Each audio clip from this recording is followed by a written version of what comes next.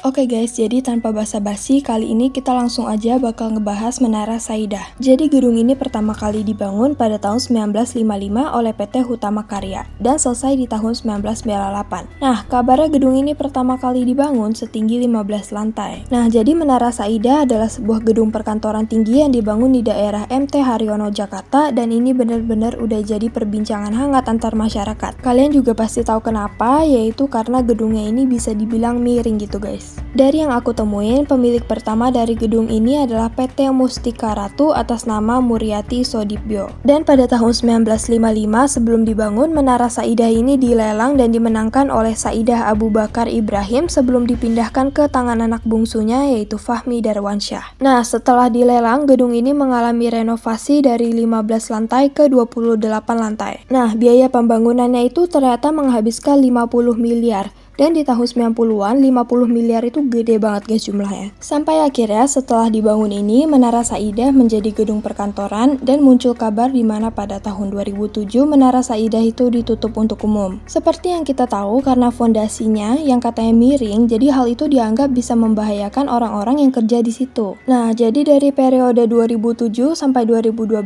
ternyata banyak banget penawaran untuk kepemilikan gedung Menara Saidah. Tapi hal ini tidak terjadi karena kabarnya pemilik lama dari gedung tersebut tidak bersedia untuk menunjukkan struktur gedung. Sampai akhirnya pada tahun 2012 pengawasan Menara Saidah itu diberikan kepada Polisian Sektor Cawang, Jakarta Timur. Nah, sekarang aku akan ngasih tahu kalian poin-poin menarik Menara Saidah ini yang ditulis dari artikel di internet yaitu Quora dan ditulis oleh Oka Sudiatmika. Nah, berikut ini adalah poin-poin yang menarik yang ditulis oleh Kak Oka. Yang pertama, Grasindo atau Drasindo nih. Nah, jadi guys, sebenarnya nama Menara Saidah ini dulunya bukan Menara Saidah namanya. Nah, banyak banget netizen yang bilang kalau itu adalah gedung Grasindo. Tapi dari artikel ini dia ngasih bukti majalah konstruksi edisi Desember 1997 di mana Menara Saidah ini dulunya namanya adalah gedung Drasindo. Nah, poin yang kedua, kabarnya itu nggak ada bukti kalau keluarga Saidah ini membeli gedung ini dari grup Drasindo. Malah nama Saidah pertama kali itu muncul di media massa di akhir tahun 1999. Jadi kalau misalkan dari mulut ke mulut, Menara Saidah ini dulu namanya Gedung Drasindo, lalu dibeli oleh Saidah Abu Bakar Ibrahim,